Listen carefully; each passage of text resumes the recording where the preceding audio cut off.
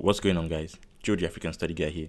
In today's video, we're going to be talking about life lessons and tips from my African childhood that have enabled me to move out of my country, learn a new language, and get into medical school. If that sounds interesting to you, make sure you stick around. I'm going to give you a bonus tip at the end of the video, so stay tuned. Okay, guys, my first tip for you: fortune favors the brave. I'm sure we can all relate to this on some level. I'm sure we all have those crazy friends who do wild things and tend to get away with it a lot of the time. Or a better example, and an example that most of us probably can relate to a bit better, is Tom and Jerry, right?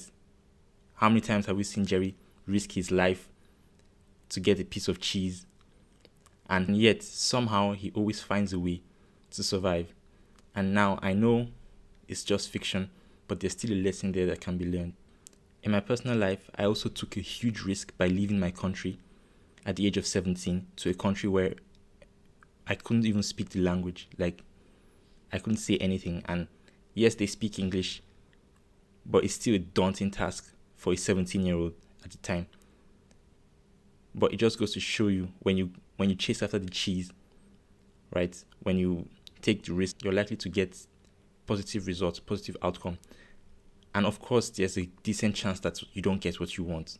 I'm not saying this is going to work 100% of the time, but more often than not, you will be successful. So don't be scared to take calculated risk. My second tip for you guys is to be a tire and not a fan. This is actually a tip I got from my high school teacher, Mr. Opoku. He always told us both the tire and the fan carry out circular motion, but only one is actually moving. The point of this is to say, don't confuse motion for movement. You could pick a box up and stand in one spot for minutes or even hours on end, but you're still in one spot. I remember in my first year of medical school, I would go to the library and just sit there and study for the first couple of minutes, maybe an hour, and then I would just be on my phone for like 2-3 hours. Every day I would go back home from the library feeling a bit down because I know I didn't actually get the work in and I just wasted my time in the library. But to everyone on the outside, it looked like that guy is so hardworking, that guy is so consistent. But I knew that I was mixing up motion for movement. I knew that I was being a fan. I was doing all the things, but not actually getting things done. So my next tip for you guys is actually something I heard my grandmom say. She always used to say, the best way to eat an elephant is to cut it into pieces. What this basically means is if you have a daunting task or even a scary task, you can just break it down. And once you start, you just need to keep going. It's only a matter of time before you accomplish your goal or your target. And the way I applied this in my personal life was whenever I had a huge exam coming up, whenever I had a huge task that was causing me sleepless nights, I would just drop a plan, drop a timetable, and just hammer at it day after day. And eventually things will start to seem less gloomy, things will start to seem more hopeful. And then sooner than I would expect, I'll be done. And this huge task that was causing me so much stress has been broken down.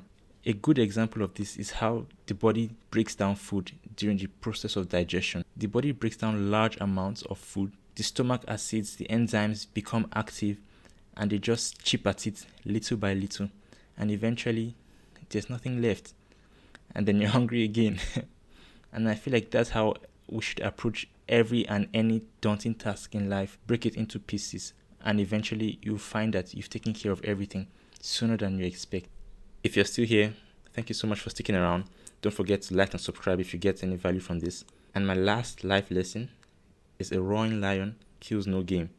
Anyone who's extra loud about what he wants to do and what he's trying to achieve, they almost never get it done.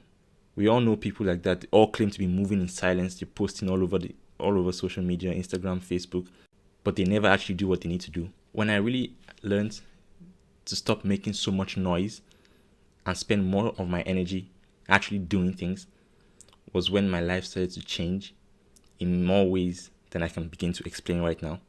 But one concrete example was at the beginning of 2020 when we're going into lockdown and everything.